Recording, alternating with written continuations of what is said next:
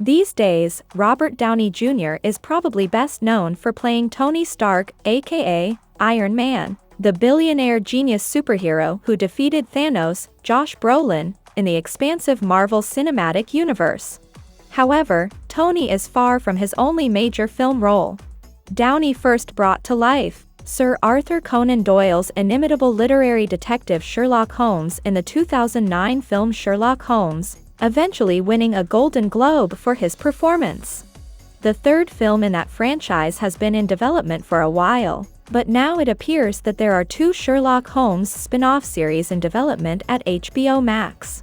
Reported by Variety, both series are set in the Downey universe and would focus on a new character that would be introduced in the long-awaited Sherlock Holmes 3. Downey and his wife, producer Susan Downey, are attempting to develop the film series into a full-on Sherlock Holmes franchise. Basically, things are starting to come together nicely, which has our excitement levels back up. So, we've gathered up everything we know about Sherlock Holmes 3 so far.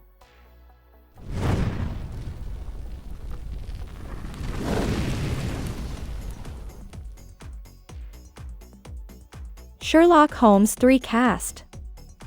As you might expect, both Robert Downey Jr. and Jude Law are set to reprise their roles as Sherlock Holmes and Dr. John Watson in the third movie.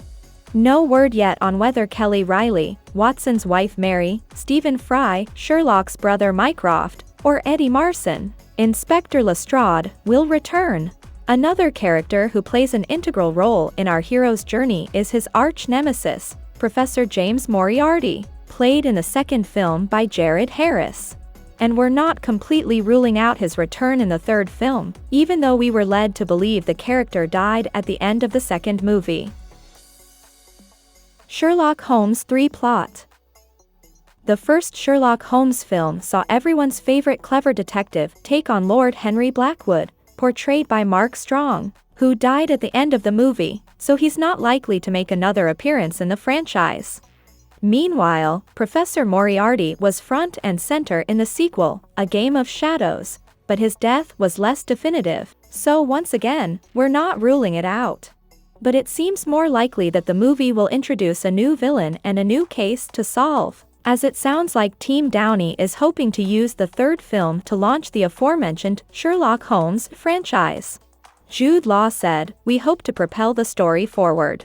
As always, the essence of the story is their codependency. We're going to examine, since it's been several years since we've seen them, we're going to play up the fact that they haven't seen each other for a long time either. Since we know spin-offs are planned, the third movie could well introduce characters and storylines to pick up in those shows, much like the MCU sets up its numerous TV shows and movies.